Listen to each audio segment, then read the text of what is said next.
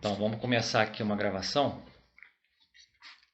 A ideia hoje é gravar uma aula que fale sobre o Santo Rosário, mais especificamente a sua origem e a natureza. Nós fizemos o curso de consagração, né? Teve 10 aulas, e agora a gente vai dar continuidade ao empreendimento inicial, que é justamente manter um ritmo de estudos e aplicá-los em palestras e aulas para quem está aqui presente e também disponibilizar esse material através aí das mídias sociais para aqueles que não podem estar presentes. A gente resolveu falar do Santo Rosário por quê? Porque das orações das fórmulas de oração que a gente dispõe e tem uso para a devoção cristã, o Santo Rosário parece que é o mais emblemático dessas orações. E, no entanto, ele é uma composição, ele é composto de duas orações que já existiam, né? No caso, o Pai Nosso e a Ave Maria. Então, falar do Santo Rosário, a gente vai procurar aqui nesse vídeo falar mais da sua origem e um pouco da sua natureza, né? O que ele é, propriamente dito. De cara, a gente pode dizer que a oração do Rosário, a grandeza do Rosário está, por incrível que pareça, na sua simplicidade, né? Porque você vê que a pessoa ela não precisa nem ter muita instrução em termos assim de cultura, etc, para conseguir aplicar a devoção do Rosário. A pessoa pode, sei lá, ser uma analfabeta, pegar ali o Rosário e recitar ele do começo ao fim com muita devoção e bastante frutos. Então, a grandeza do Rosário já começa aí, na sua simplicidade, né? Lembrando que é uma oração que visa a união com Cristo através de Maria, e Maria, tanto Cristo, primam por sua grandeza na simplicidade. Então, o Rosário obedece já a essa forma que vem do Cristo e vem da Virgem Maria. E embora algumas pessoas acreditem assim, mas é uma oração repetitiva, e são muitas Ave Marias, então nem parece uma oração que se faz direcionada ao Cristo. Mas é errado pensar assim, porque essa oração ela é completamente cristocêntrica. O centro do Rosário é o Cristo, né? Que está envolto da Virgem Maria. Você vê que pelo próprio nascimento dele, pela concepção, né, de Maria, já dá a ideia de que no centro dela é que o Cristo é gerado, é dali que ele sai e é ali que ele vive. Então, no meio daquele monte de Ave Maria, você pode notar, quando você está rezando o Pai Nosso, na verdade, você está fazendo 7 pedidos. São 7 pedidos que atendem às necessidades humanas fundamentais e máximas. Aqueles 7 pedidos do Pai Nosso são as 7 coisas que o ser humano precisa, metafisicamente falando, e até aqui em questões da vida presente. Mas você percebe que no quarto pedido, qual é o quarto pedido do Pai Nosso? O pão nosso de cada dia nos dai hoje. Quem é o pão? O que é esse pão? Esse pão é justamente o Cristo. Você está pedindo, e o pão fortalece, tanto o pão físico quanto o pão espiritual, ele fortalece. Então você vê que no centro do Pai Nosso já tem a figura do Cristo, central, simbolizado pelo pão nosso. É o pão que nós estamos pedindo, o pão é ele próprio. É ele que vai dar vida espiritual para nós e vida como o pão da vida corporal, né? da força. E na Ave Maria, quem está também no centro da Ave Maria? Jesus. Porque você começa fazendo um louvor, né, na Ave Maria, até chegar no bendito fruto do vosso ventre, Jesus. E depois você faz uma súplica, né? rogai por nós pecadores, agora na hora da nossa morte. Então você vê que essa oração é cristocêntrica, né? Não tem esse negócio de falar que é exagero mariano. E outra coisa, mais ainda, é uma oração trinitária, porque você louva não só o Cristo, você louva a Santíssima Trindade como um todo. Porque na contemplação dos mistérios ali, está a figura do Pai, que é quem amou-nos sobre todas as coisas, né? Amou a gente, dando para nós a possibilidade de retorno, a graça, né? Da vida divina. Louvo o Filho, porque o Filho ele se sacrifica por nós, ele vem por nós. E o Espírito Santo, que foi aquele que formou o corpo glorioso do Nosso Senhor, no ventre de Maria, com a participação dela. Então aí, ó, você vê, é uma oração mariana, né? Que é o Santo Rosário da Virgem Maria, porém cristocêntrica e trinitária. E o objetivo dele? O objetivo máximo dele é bem óbvio, é se unir a Cristo. Então, você rezando o Rosário é um meio eficaz de união com Cristo por Maria.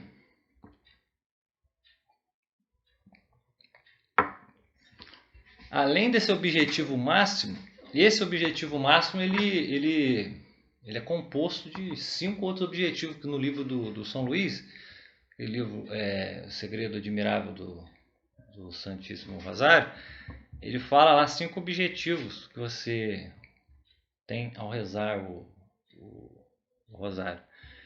Primeiro é honrar a Trindade. Segundo, honrar a vida, morte e glória de Jesus. Vida, no caso, gozosos. Morte, dolorosos. Glória, gloriosa, né, na questão dos mistérios. Imitar a igreja, né, que suplica, que pede, no caso, nas suas 3 facetas. A igreja triunfante, a igreja militante e a igreja padecente, né? Triunfante que está no céu, militante é nós aqui que estamos aqui na terra. E a padecente são as almas que estão no purgatório, que são a igreja também.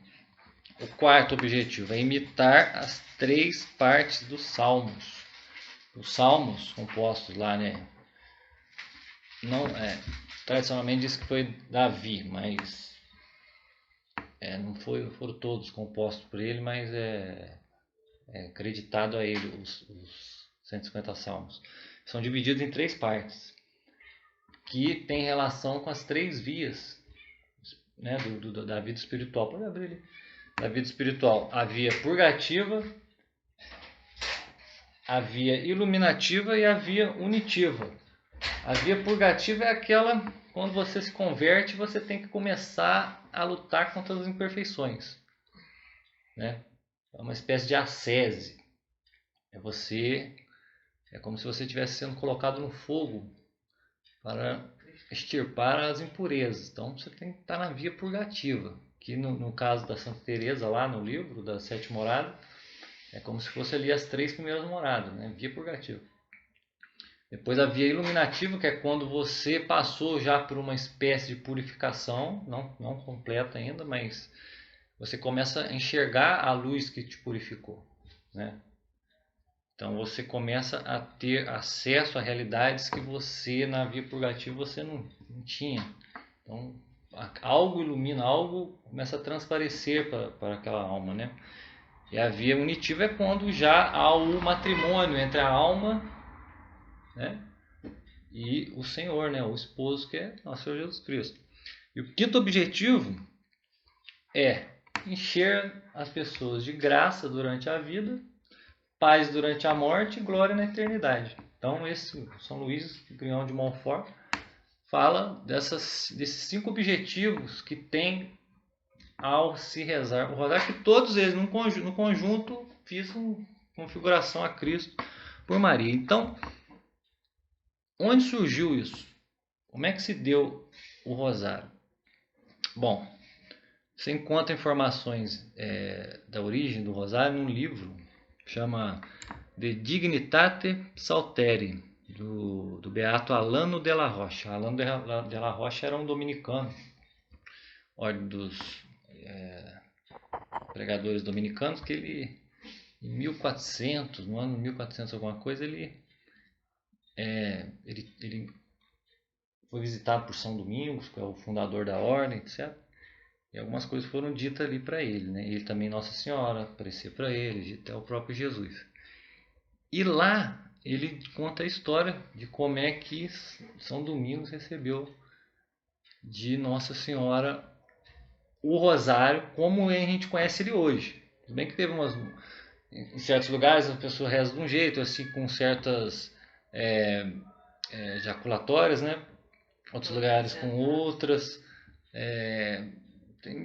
Mas assim, o escopo de você rezar os mistérios, né, em dezenas, etc e tal, com aquele Pai Nosso, Três Ave Maria no começo, isso daí foi dado a São Domingos por Nossa Senhora. Porém, de certa maneira, ele já existia antes, no sentido de que ele tem uma origem, né, apostólica, porque desde os primórdios, os apóstolos, as comunidades cristãs, os cristãos, os discípulos, eles já rezavam a oração do Pai Nosso e a oração da Ave Maria, né? Inclusive nesse período mais afastado no tempo, a Ave Maria e até tinha só o louvor, né? A súplica ainda não era costume rezar aquela súplica que a gente conhece. Isso daí foi depois no concílio, etc., que a partir de um concílio lá atrás também que começou a Ave Maria ser do jeito que a gente conhece. Mas, assim, na essência já é apostólica, porque é uma oração já feita pelos apóstolos, discípulos, já na época subsequente à ressurreição e ascensão de Cristo. Então, o que acontece? Na época de São Domingos, ele viveu assim no século XIII, né, 1200, alguma coisa. Ele estava numa região lá da França que estava acontecendo um problema de uma heresia que estava crescendo muito de influência e tamanho, que era a heresia dos cátaros. Chama também albigenses porque ela ocorreu numa região ali da França chamada Albi. Então, albigenses, né, a heresia lá daquele povo lá de Albi, dos albigenses. Mas tecnicamente eles falam heresia dos cátaros, porque não era só lá que estava essa heresia se difundindo. Então ele estava naquela região e ele estava meio que desesperado ali, ele estava percebendo que a coisa estava andando de mal a pior. Aí chega num ponto que ele tem um acesso lá, corre para o meio do mato, lá no meio da floresta, passa 3 dias lá, fazendo penitência rigorosíssimas, provavelmente se flagelando, etc e tal, jejum. Aí de repente ele tem um mal súbito lá, cai em coma no chão, fica lá. E ele é acordado quando ele vê, está diante de Nossa Senhora. E isso conta aqui a tradição dos dominicanos, mas basicamente esse beato, o Alano de la Rocha. Então, o São Domingo acordou e viu a Virgem Maria. Ela começou a falar com ele e falou algo do tipo assim: Domingos, vou te dar aqui uma arma para lutar contra esse mal aí que é contrário à igreja, né? Um erro, no caso, a heresia. Então ela dá para ele essa espécie de arma. Você vê, se foi Nossa Senhora que deu a fórmula do rosário do jeito que a gente conhece, é porque, de certa maneira, ela queria resolver um problema, claro, que estava acontecendo, né? E demonstrar que, através daquela intervenção dela ali, no caso uma intervenção divina, aquelas orações, aquelas preces do Pai Nosso, da Ave Maria, elas teriam uma nova configuração, uma configuração devocional que, de certa maneira, iria depor os erros que iriam vir até mais no futuro. Isso daí em 1200, 800 anos atrás. Você vê que 800 anos depois, as aparições aí de Nossa Senhora em Fátima, etc., em Lourdes, está sempre enfatizando a reza do rosário. Então, quer dizer, é uma coisa que Deus preparou, né, lá atrás, mas que também influencia os tempos atuais e vão influenciar aí por longo tempo. O que esses cátaros estavam fazendo lá para de tão ruim para Nossa Senhora surgir ali para um fiel e dar para ele uma arma de batalha? A gente precisa entender um pouco o que é esses cátaros albigenses aí. A palavra cátaro significa puro. Então eles se auto-intitulavam puros. Por quê? Na ideia dos cátaros, era uma ideia meio dualista mesmo, assim, meio gnóstica, né? Aquela coisa do só o espírito é bom, só o espírito é puro e desejável e o corpo é mau. O corpo é algo ruim, o corpo é um castigo, né? E enquanto a gente fundamentar a nossa existência corpórea, nós estamos no pecado. Então eles colocam assim, eles fazem uma contraposição entre espírito e matéria. Porém, a igreja sempre ensinou que quem peca não é a alma. Aliás, quem peca não é o corpo. Quem peca é a alma. Então a alma é o que? A alma faz parte da realidade espiritual. Bom, se é ela que peca e não o corpo, já tem coisa errada aí com os cátaros. Porque segundo eles, o corpo é que peca, o corpo é que é causador do pecado, né? E não assim, o corpo não é algo que está desregulado, que está desordenado, e por isso a alma... Não, não é que está separado da alma, mas ele está... Ali, tira ele dali. Ele está... O corpo, ele está num... perdi até o que eu ia falar aqui, mas tá bom. Não, eu estava te perguntando se os cátaros, eles achavam que o corpo era separado da alma e por isso... Não é separado. Eles achavam que a alma sendo espírito, eles tinham que apostar tudo na vida espiritual, na vida da alma. Uhum. E o corpo era um entrave para a vida espiritual. Entendeu? Então, de certa maneira, o corpo era mal. Então, por exemplo, eles tinham desconfiança até do sacramento da Eucaristia. Por quê? Porque ali há um elemento material. Então, para eles, não, o negócio é espírito. Aquilo ali não tem Jesus ali. Aquilo ali é uma enganação, provavelmente do demônio, sei lá. Então, quer dizer, ele já contraria um ensinamento, um preceito da igreja, né? Que diz que quem peca é a alma e não o corpo. Não é o corpo que peca, é a alma, né? O corpo está apenas desordenado. As paixões, a concupiscência, as paixões em si mesmas elas não são boas nem más, né? O fato de estar tudo desordenado é que torna certas paixões más e outras boas. Então os cátaros eles tinham isso, essa ideia aí de que pelo corpo vinha o mal, pelo espírito vinha o bem. Então, por exemplo, eles pregavam que as pessoas não deveriam ter filhos. Porque você ter um filho era você aprisionar uma alma que estava lá em estado puro dentro de um corpo e colocá-la em estado impuro. Então eles estavam até chegando em alguns lugares assim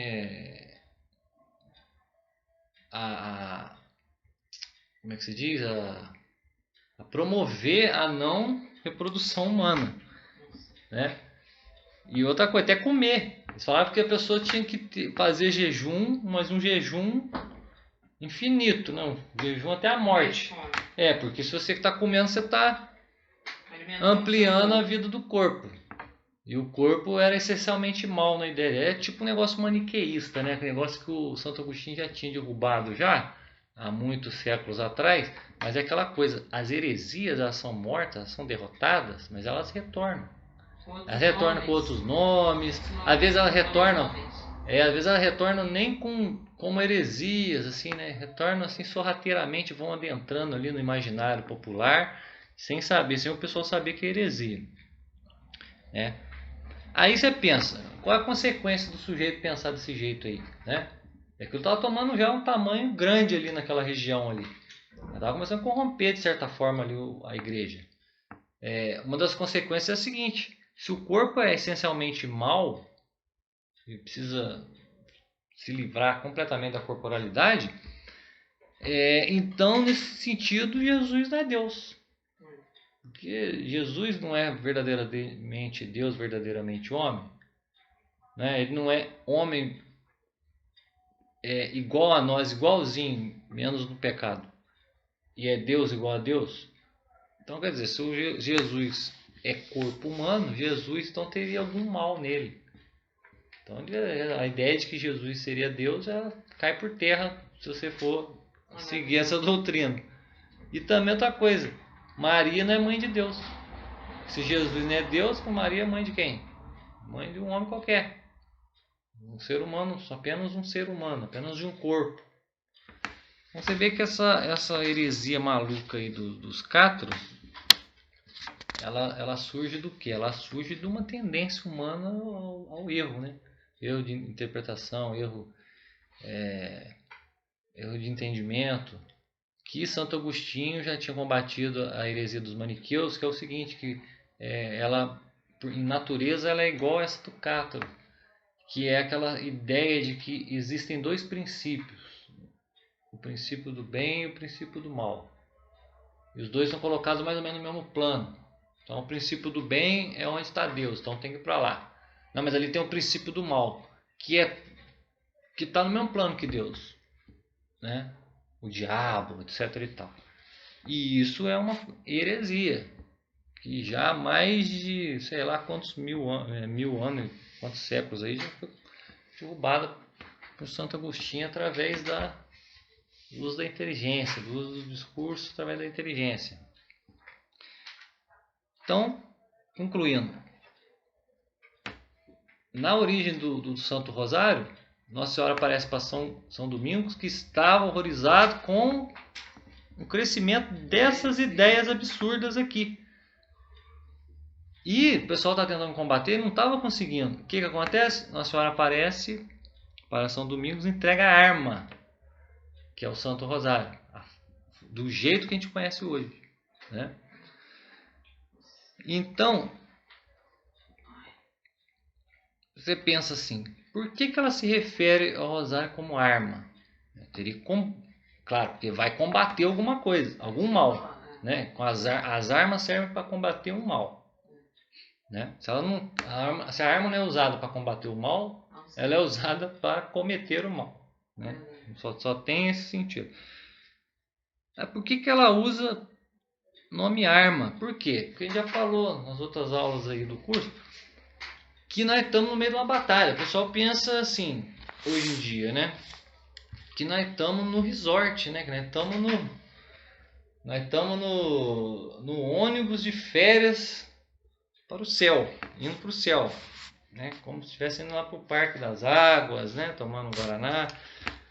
Não, gente, a gente está na batalha.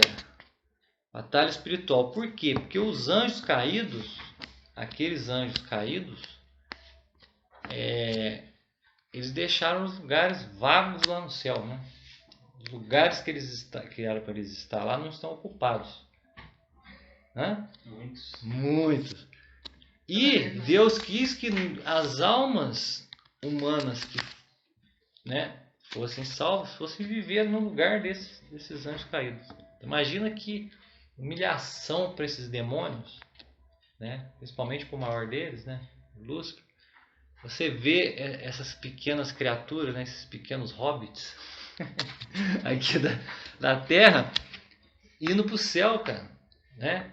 Indo para o céu de corpo e alma, repetindo o caminho de Jesus, que foi para o céu de corpo e alma, de divindade, repetindo o caminho de Maria, que foi para o céu de corpo e alma. Nós também vamos para o céu de corpo e alma, né?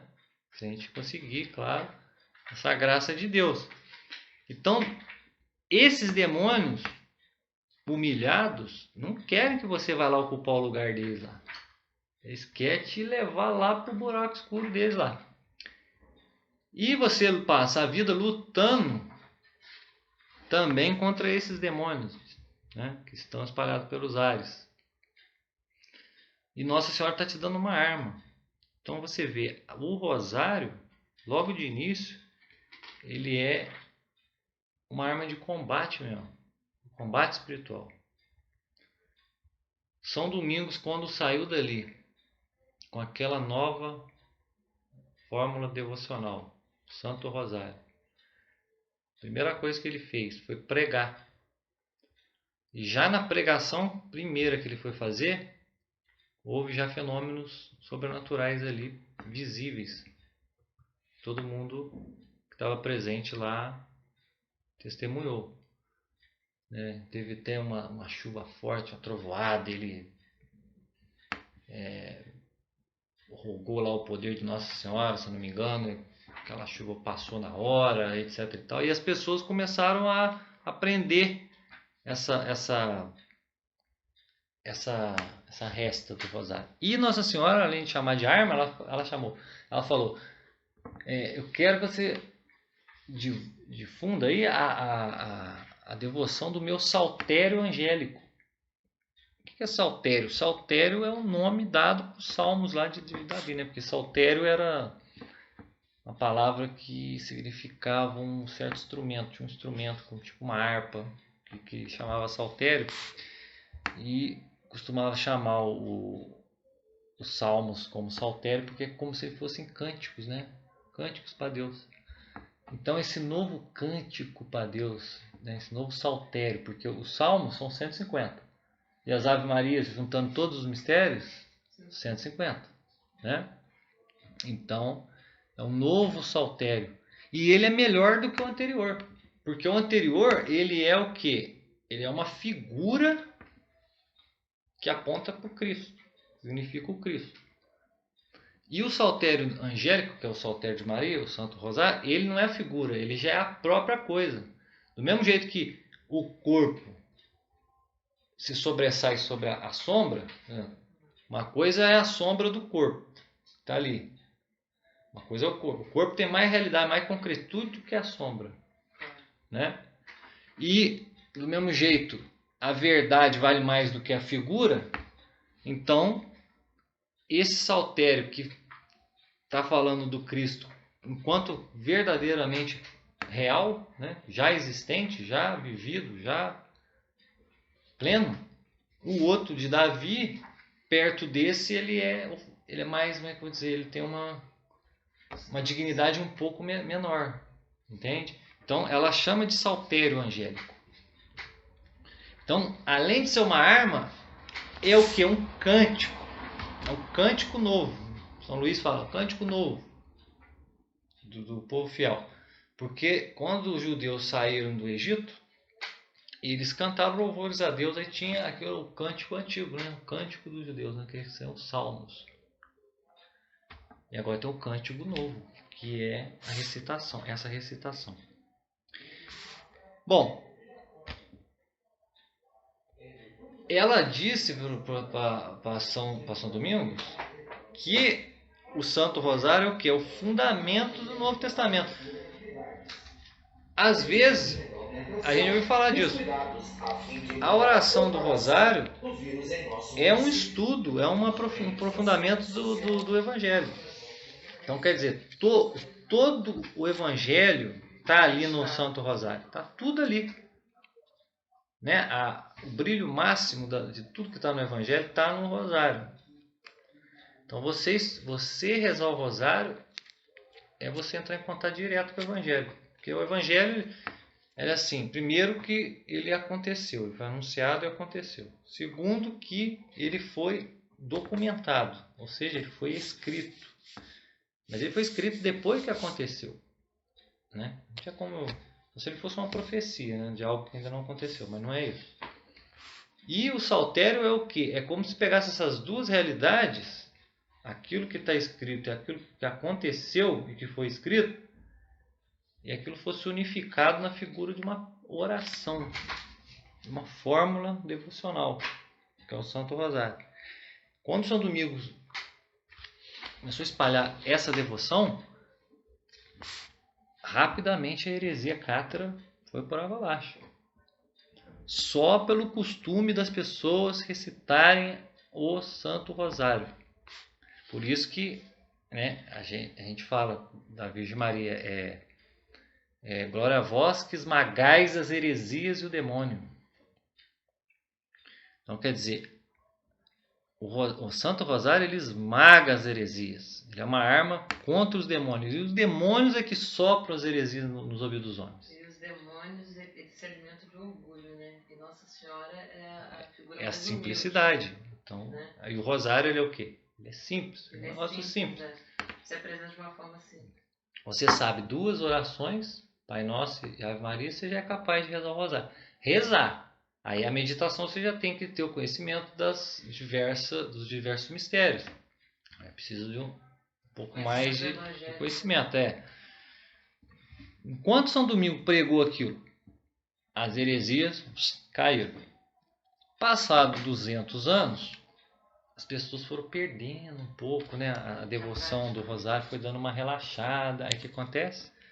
Começa a voltar os problemas. Né? Você afrouxou um pouquinho, o demônio encontra brecha para jogar o joio no meio do trigo. Aí o que acontece? Só de o pessoal ter relaxado nisso, aconteceu nesse inteirinho do século XIII para o século XV, aconteceram peste negra lá, peste bubônica, né?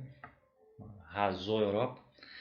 Heresias, por exemplo, tem uma heresia dos flagelantes, que achavam que você tinha que se flagelar até morrer, igual o Cristo, para você ir para o céu.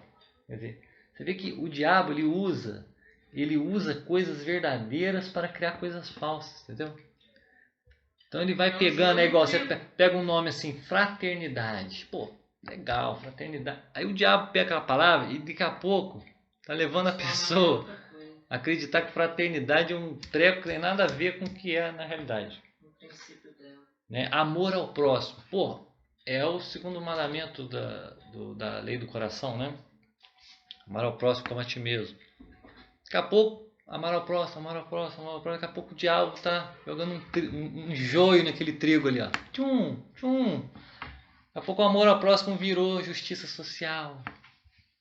Né? Né, temos que fazer a comunidade toda feliz. Todo mundo é igual. Começa aquela coisinha, né? A gente conhece, né? Tá. Heresias, peste e teve o grande cisma. Teve um cisma. O que é um cisma? É quando uma parte, uma diocese ou algumas dioceses se desligam da autoridade papal.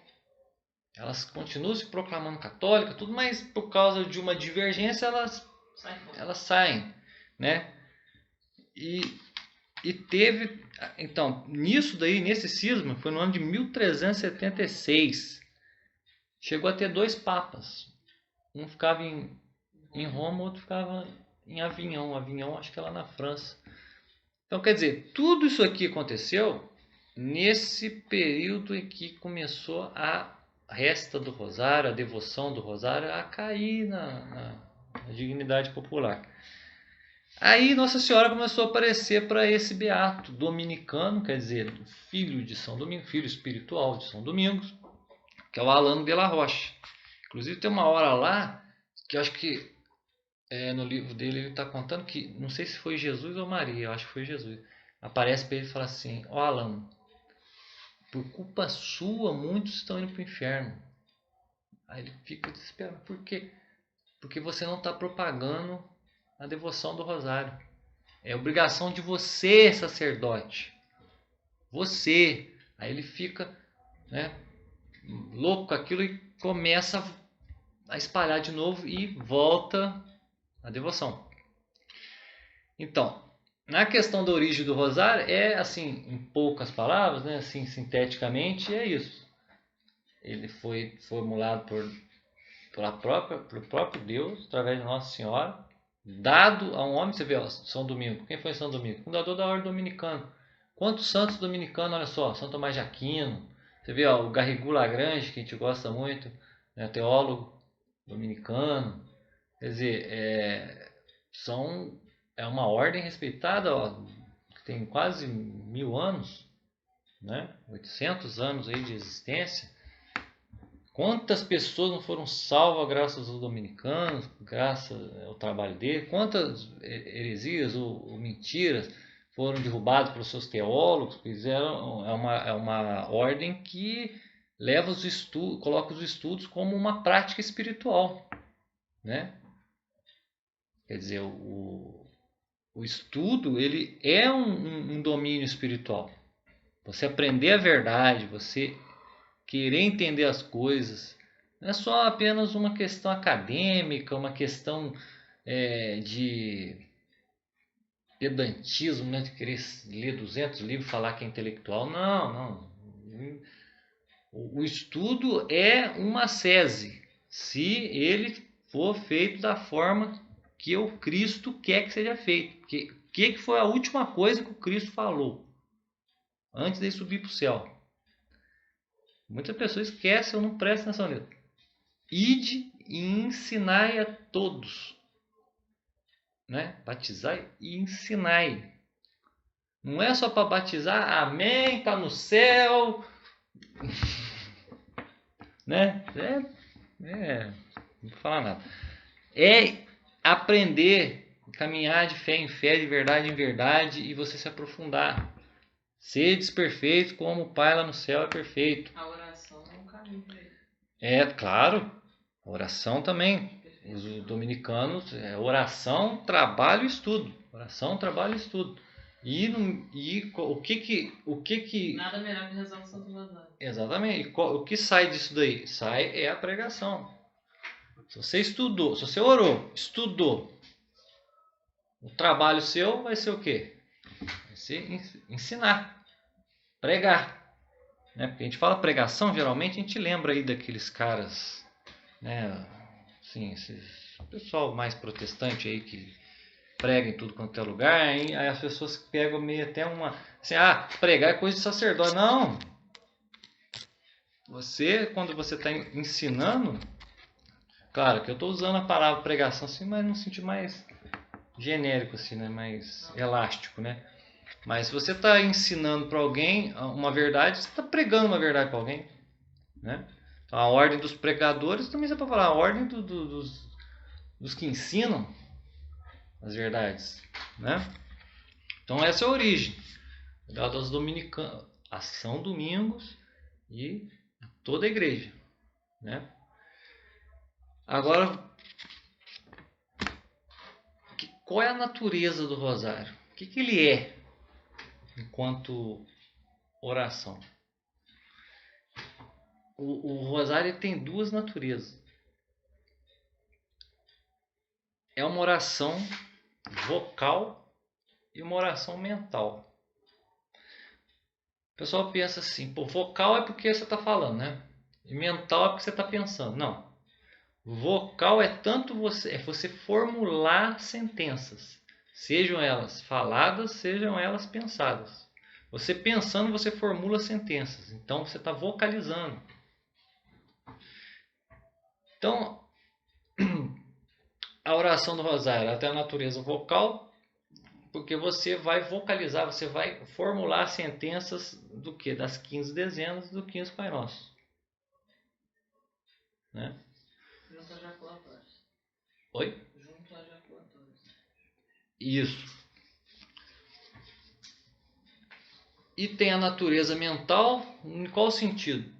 No sentido de que enquanto você está formulando as sentenças tradicionais, que são o Pai Nosso e a Ave Maria, você ao mesmo tempo você está meditando, ruminando fatos e eventos misteriosos da vida, paixão, morte e ressurreição de Cristo.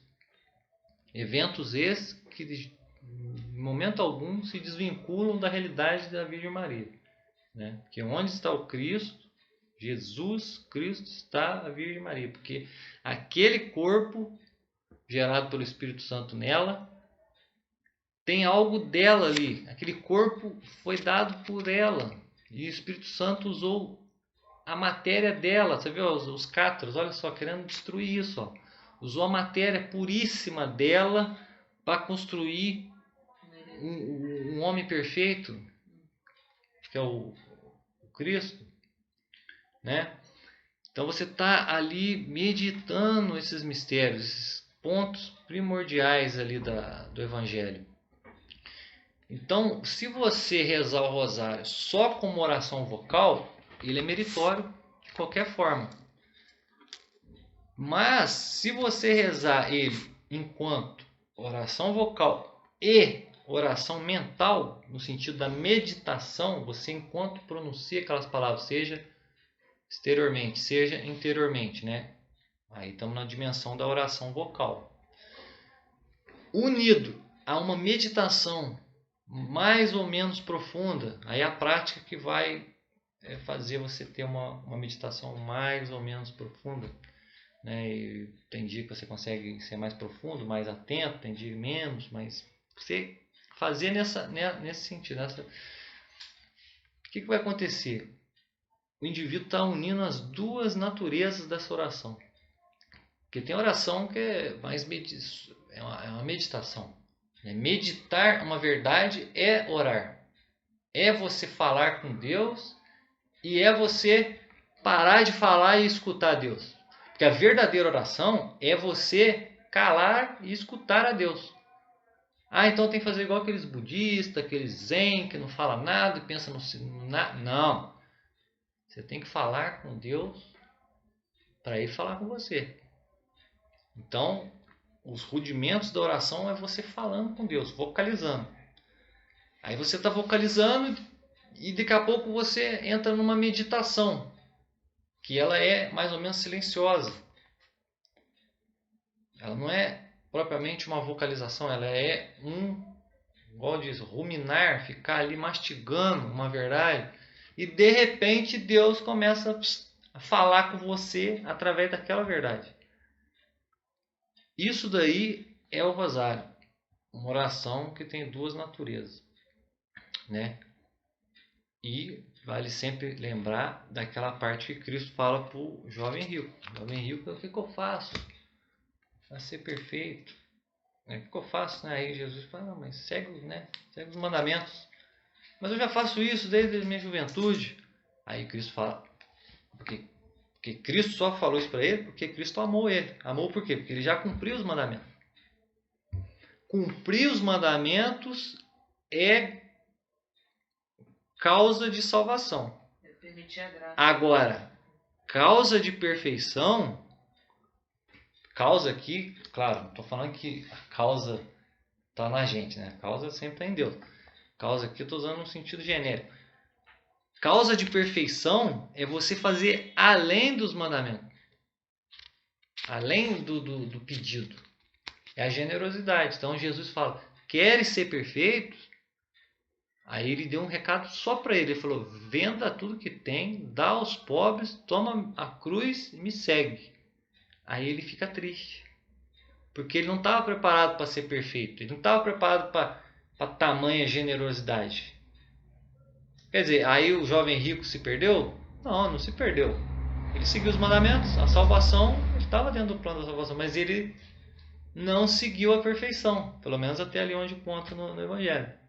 Ele não foi atrás do Cristo segurando a cruz, vendendo tudo. Por que Cristo falou, joga tudo no lixo? Pega suas coisas, seus bens, joga tudo no ribeirão, joga no lado do lixo. Não, ele falou, venda tudo que tem. Ou seja, vender é uma espécie de troca, né? Troque isso que você tem por outro, e esse outro que você ganhar, que geralmente quando você vende, você olha para o dinheiro, você já pensa num outro bem que você quer, que você pode adquirir com aquele dinheiro. Então, pega isso que você recebeu ao vender e dá aos pobres.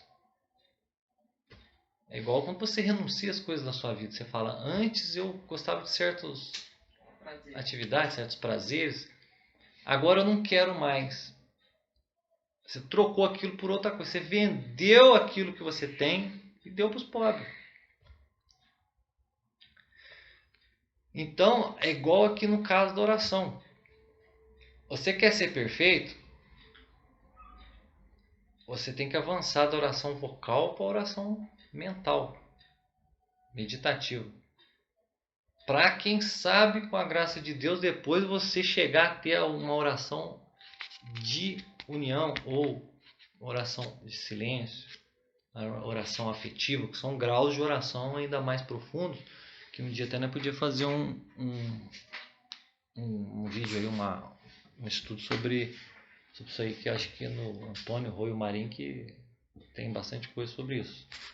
Vários teólogos aí, mas vamos seguindo aqui. Então,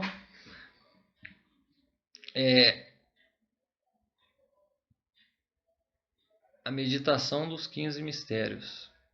Agora, o que você honra ao meditar esse? É porque você está honrando ali esses mistérios, né? O que você está honrando ali? Você está honrando a tríplice coroa da Santíssima Trindade. Está expressa no quê? Na coroa de graça, que é os mistérios gozosos. Você vai reparar lá, né? O anjo anunciando, Maria visitando a prima, Jesus nascendo, Maria apresentando no templo e sendo purificada, ela que não precisava, ela se purificou. Você vê que ali, mesmo ela carregando Deus no colo, mesmo ela sendo imaculada, existia ainda a humildade, a simplicidade de ir ao templo e seguir o preceito do templo. Quer dizer, não teve nenhum pinto soberbo de falar, não, nós não precisamos mais do templo. É igual a atitude nossa, nós precisamos da igreja, por mais... Você vê, não tem um santo que fala, eu já estou em união com Deus, não preciso mais da igreja. Todos eles honram o templo, honram a igreja. E todos eles se purificam, mesmo estando ali purificados por Deus. Então você vê, esses mistérios, você vai entrando dentro deles, você vai sendo atraído por Deus, mas primeiro você tem que fazer a sua parte, que é a meditação, a oração mental. Para honrar essas coroas de graça, a coroa de espinhos, que é a coroa dos mistérios dolorosos. Você vê que ali Jesus Cristo sofreu, padeceu, né? Paixão, afetar, sofrer uma afetação. Todos os sentidos, né? Todos os sentidos, desde todos os sentidos. Ali, isso, exatamente. Ali no horto, ele está ali, ele tá se compadecendo do pecado de todos os homens, dos homens que já existiram e dos homens que estavam por existir. Por exemplo, o pecado que você vai cometer daqui 10 minutos, se você cometê-lo, lá no horto Jesus Cristo estava suando sangue por causa de você, daquele pecado ali que você cometeu ou vai cometer. Ele estava lá vendo você. Você falar de forma... Claro, é toda a humanidade, né? Por todos os homens. Mas quando você trata isso na forma individual, você fala assim, ó, o Cristo estava lá suando sangue por nós. Não, ele estava suando sangue por causa de mim.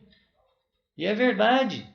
Ele não estava lá como um socialista, assim, pensando na comunidade, no todo, não sei o que, os homens, né, em figuras abstratas. Não, ele estava pensando em você, cara. Em você, eu. Esse é o recado. E depois ele levou lá um monte de chibatada, um monte de paulada por causa de mim, por causa de você. Não é por causa da humanidade.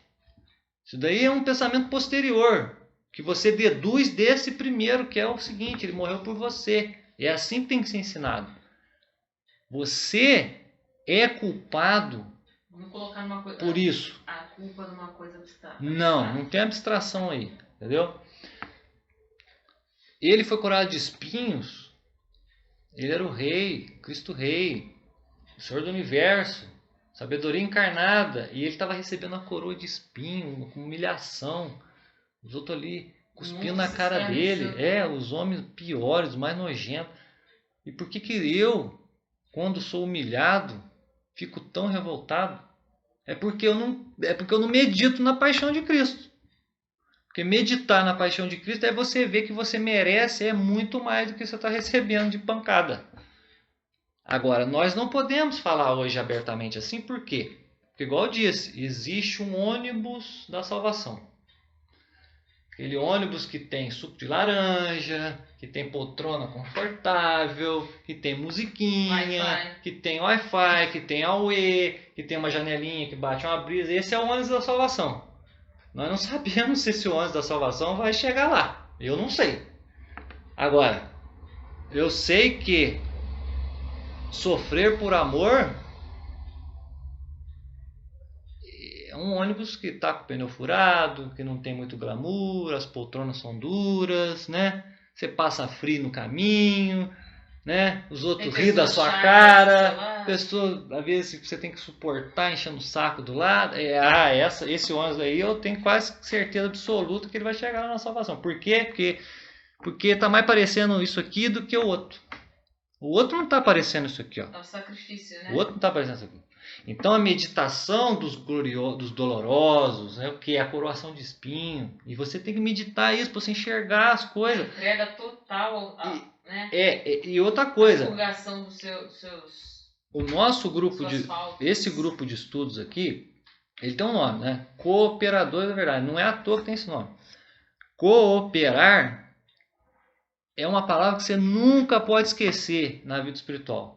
Porque em todo momento há uma cooperação. Você não faz nada sozinho. E, me arrisco a dizer, nem Deus faz nada sozinho. Ele faz e você coopera ou não. Você faz e Deus coopera com certeza. Então, não tem pelagianismo, que é você faz. Então, estava falando aqui. Não é como hoje em dia que a gente pensa que nós temos que agradar o nosso corpo para que ele não atrapalhe a nossa alma. Quer dizer, eu tenho que ser feliz corporalmente para mim ser feliz na minha alma. Aí eu vou ser uma pessoa muito boa, uma pessoa muito justa e vou para o céu. Você tem que configurar o seu corpo, a sua alma. Mas você só pode fazer isso se você já tentou configurar a sua alma. Você abriu. Você cooperou com Deus, porque Ele quer fazer isso em você. Para que o Espírito modele a sua alma. O Espírito que foi colocado em você no batismo. Né?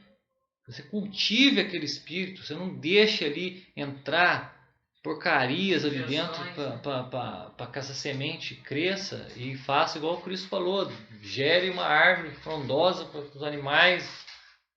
O que é os animais que entram, os pássaros que vai na árvore frondosa? São as virtudes. E as virtudes o que são representadas nesse caso pelos pássaros? Porque os pássaros voam. Então a virtude é o que? É aquilo que faz o homem voar, é aquilo que faz o homem subir aos céus e circular para lá e para cá, pelos ares. E o que é o ar? O ar é o Espírito, outro símbolo do Espírito. Então, a reza do Rosário, que a gente quer falar aqui sobre a natureza dele, é esse aprofundamento na meditação. E olha só, e você fazendo isso no Rosário, você depois vai querer fazer isso a todo instante. Né? Você vai estar sentado ali naquele momento que você tem que estar numa fila, esperando para entrar no mercado, como hoje em dia acontece, né? Coisa que a gente nunca pensou em acontecer, ou numa padaria, né? Pô, quando é que você vai pensar que você entrar numa fila na padaria, né? Aí você está ali, aí qual é o impulso que vem na gente, né? Um impulso ordinário, né? Vamos mexer aqui no celular, sei lá, vamos falar com o cara que está lá. Mas de repente você vai falar assim, deixa eu entrar aqui dentro. E você está ali meditando uma verdade. E daqui a pouco, Deus está vendo que você está querendo cooperar, Ele vai iluminar aquela verdade. Você vai ver algo ali. Você guarda aquele algo e depois, num momento mais apropriado, você retorna aquele algo ali, aquele sopro que Deus deu. né? E você medita nele. E você medita, e você medita. Então a meditação cristã é o quê? Um aprofundamento. É, de certa maneira, um pouco do jovem rico. É um convite para você ser perfeito. Um convite à vida interior. Né? Por isso que a gente bateu tanto na tecla e por influência muito do São Luís, que fala que a verdadeira devoção é uma devoção interior, contemplativa. E você só vai chegar a contemplar. O que é a contemplação? A contemplação é a perfeição da meditação.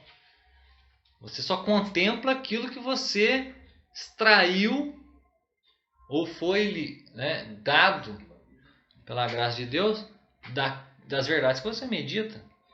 Dificilmente você vai contemplar algo que você não sequer cogitou em forma de meditação. Então, a natureza do rosário é dupla, como nossa natureza é dupla. A nossa natureza é visível e invisível, matéria e espírito. Seguindo São Paulo, a antropologia cristã, matéria, corpo, alma e espírito. Soma, psique e pneuma. Aí olha só, nós fazendo isso através do rosário, nós estamos o quê? É igual naquela posição clássica da oração. Você vê, né? A Virgem Maria, é sempre assim.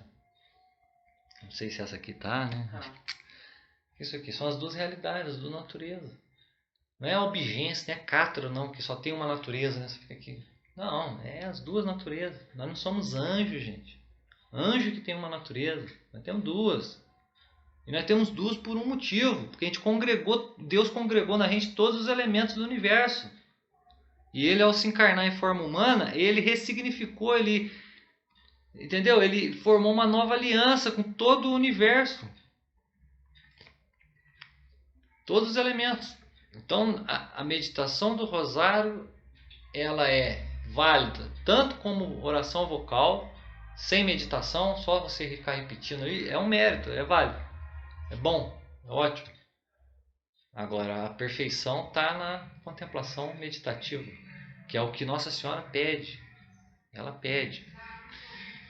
Então, para terminar, eu vou usar aqui uma coisa que está no livro do...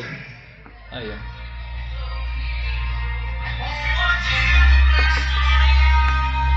Motivo para sonhar. Então vamos lá. No livro do São Luís, ele é do segredo do Santíssimo Rosário, ele fala assim que o rosário é uma roseira mística, né? Rosário é uma coroa de rosa, né? Ele fala assim, o rosário é como se fosse uma roseira mística, né? Sobrenatural. É Jesus e Maria com sua vida, morte e eternidade, né? Que são as realidades humanas. Vão viver, morrer e ser eterno, tanto no inferno quanto no céu. Eterno, meu filho, assim, no sentido análogo aqui, né? Porque eterno só tem um, que é Deus. Porque eterno é aquele que não tem começo e não tem fim. Nós temos começo, mas nós não temos fim. Então nós somos o que? De certa forma, imortais. O seu corpo vai morrer, mas a sua alma vai continuar ali e depois ela vai ser de volta, ela vai receber de volta o corpo na ressurreição dos corpos. Porque uma alma humana, como ela, a alma é o que? É a forma substancial do corpo. Então a alma do gato é a alma de gato. A alma de gato não foi feita para contemplar Deus face a face. A alma humana foi. Só que a alma humana, ela para ser alma, ela é a alma que anima um corpo. Então, nós não somos anjinho, né?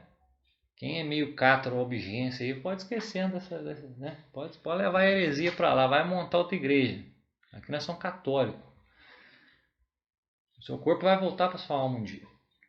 Por isso que você tem que condicionar seu corpo pela alma. Regrar o seu corpo pela alma. e sua alma pelo Espírito. Então essa roseira mística, aí São Luís fala assim, é engraçado, ele fala assim, as folhas, né? Folhinhas, folhinha da roseira, são os mistérios gozosos. Os espinhos são os mistérios dolorosos.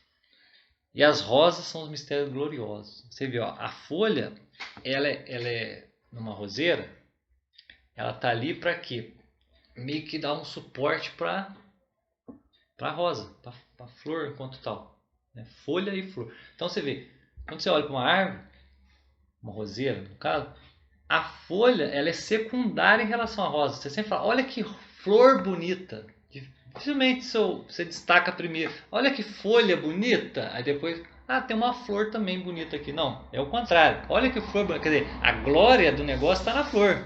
Então você vê, a graça dos mistérios gozosos é uma primeira alegria, um primeiro despontar. Né? O botão nasce envolto no quê? Nas folhinhas. Os espinhos é o que? É a dor, o sofrimento, o padecimento, a entrega, o sacrifício, o amor dos dois. E as rosas é a glória né? Para que serve uma roseira? A glória da roseira está na flor, né? Na rosa. Aí ele continua, ele fala, os botões são a infância de Jesus e de Maria. Aquela coisinha ali, é Jesus pequenininho lá, bebezinho, menininho, Maria lá pequenininha também. As rosas entreabertas, que ainda não estão totalmente desabrochadas, são sofrimentos. Você vê que há um esforço ali, sofrimento. Para você suportar uma dor, você tem que fazer um esforço interno.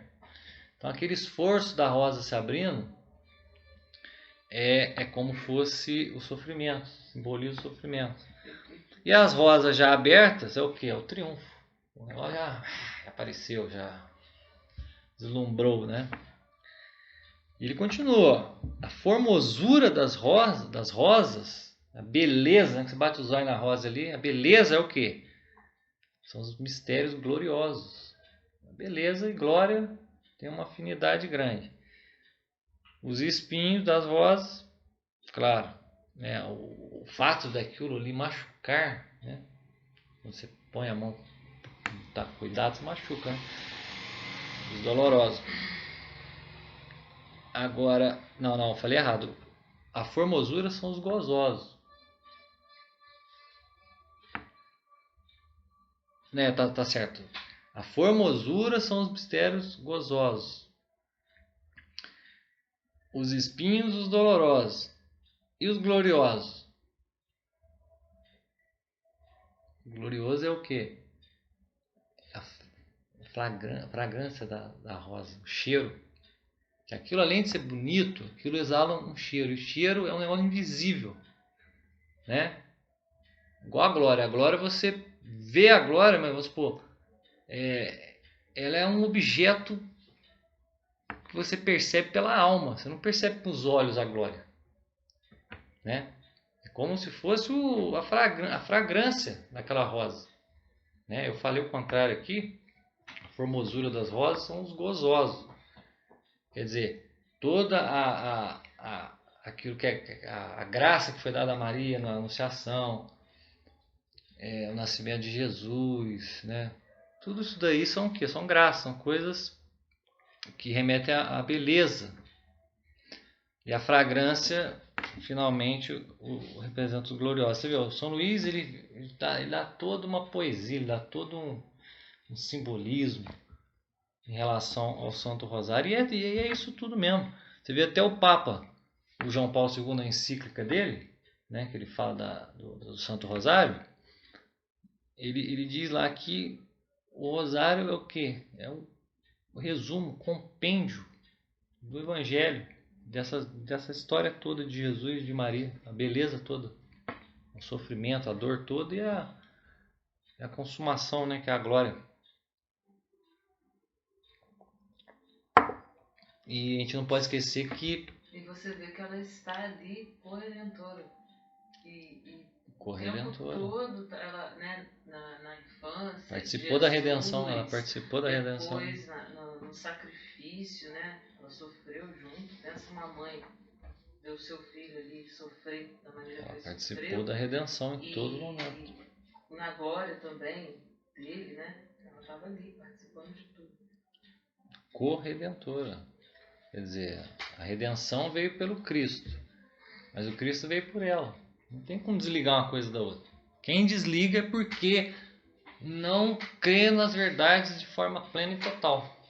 Ou seja, não é segundo o todo, não é católico. Ou está cometendo sem querer uma heresia material. Pode acontecer, às vezes você tem uma opinião errada, você não sabia. Materialmente aquela sua opinião é uma opinião herética, mas você não sabia. A igreja te ensina, ou alguém com propriedade te ensina, e você fala, não, realmente, eu estava errado. Aí você tinha um foco de heresia em você, material, e foi diluído pela força da verdade. Agora existe aquela heresia formal, né? Que é o sujeito que você vai lá e fala, não, cara, olha, é o seguinte, Maria está ligada a Cristo em tudo. Então se ele é o Redentor, ela é corredentor. Não, tá dando muito tamanho para Maria, isso daí vai virar uma idolatria, não sei o que. Então, meu filho, isso você já está formalizando, você já está criando argumentos racionais aí, sei lá, ou irracionais, não interessa. Você está argumentando contra uma verdade que já foi firmada ali pelos santos padres, pelos santos, né? Porque o sangue que circula na igreja é o sangue dos santos, né? E nós nos nutrimos dele. E quem faz a história da igreja são os santos. E nós seguimos essa história, a história dos santos. A história da igreja é a história dos santos. Então, para concluir essa pequena palestra aqui, esse pequeno estudo, a gente pode chegar a uma conclusão do seguinte, ó. Deus, em seu desígnio eterno, através de Maria, nos deu uma arma de distinção entre aqueles que aceitam e cumprem e contemplam no fim a verdade total daqueles que, pelo contrário, querem escolher no que vai crer. Me diz aí, qual é a categoria de cristianismo que está sempre com o rosário ali? É a categoria do cristão católico. Eu não sei, né? Corrijo aí se eu estiver errado. Eu não sei se os ortodoxos também, talvez, dá essa ênfase também no Santo Terço. Não sei, realmente. Não sei fazer igual a Enéas. Eu sei ou não sei. Né? Nesse caso eu não sei, mas vamos dizer que não, né? Podendo ser corrigido depois. É o catolicismo. O catolicismo carrega o Santo Terço na mão. Nós temos que difundir a oração do Santo Terço. Por quê? Porque ela é dada por Deus através de Maria para derrubar heresias, para caminhar a Santa Igreja de Cristo adiante na luta, no combate contra os demônios, potestades que estão espalhados pelos ares, e a fim de nos tornar perfeitos através da prática da oração, sobretudo da oração mental ou meditativa, que nos abre a receber o sopro de Deus, a luminosidade em cima das verdades, e a fim de você se torne perfeito. Então, como João Paulo II dizia, o rosário é meditação e súplica. Meditar e pedir, meditar e pedir, meditar e pedir. E é isso que a gente tem para fazer na Terra enquanto a gente está vivo. Porque depois não teremos possibilidade disso. Ou estaremos lá com Deus ou estaremos lá com o diabo, né? Não pode falar, mas nós falamos assim mesmo. Queremos agradecer a todos. Vamos continuar fazendo nossas aulas aqui, nossos estudos, porque isso aqui é um esforço, né? Ninguém é dono da verdade, só Jesus e Deus. mas nós estamos aqui para cooperar com ela. Então, nosso esforço é de estudar, e não há melhor maneira de se estudar do que se ensinando. É ensinando que você aprende mais do que você já estudou, e você faz o principal serviço de caridade, que é ensinar. Né? Você imagina, para terminar, você imagina o sujeito que ele tem uma comunidade ali, uma aldeia, todo mundo passando fome, tem que comer. Aí ele chega todo dia ali e leva 2 peixinhos para cada família. Ó, aqui, ó, estamos aqui fazendo uma caridade para você, toma aqui 2 peixinhos. Aí na casa do lado, toma aqui 2 peixinhos, então, obrigado, olha que beleza, né? Um sujeito, pô, Deus enviou um sujeito aqui fazendo uma caridade, né, dando para nós, alimentando a gente, né? Estamos com fome. Só que é o seguinte, esse sujeito, ele está fazendo bem, só que é o seguinte, de onde ele está tirando esse peixe? Ele está tirando de um baita de um lago que está atrás da montanha lá, que ele não quer que ninguém saiba que lá tem esse lago, e lá tem zilhão de peixe. Então, para ele não perder o domínio daquele lago, ele pega 2 peixinhos e dá para cada um. O que seria mais caridade? Você dá 2 peixinhos para cada um? Ou você ensinar uma verdade para essa pessoa e falar, olha, caminha uns 2 quilômetros que você vai chegar atrás daquela montanha e vai ter peixe para vocês se fartarem pro resto da vida. Ensinar a verdade é a maior caridade. E nós queremos aqui na nossa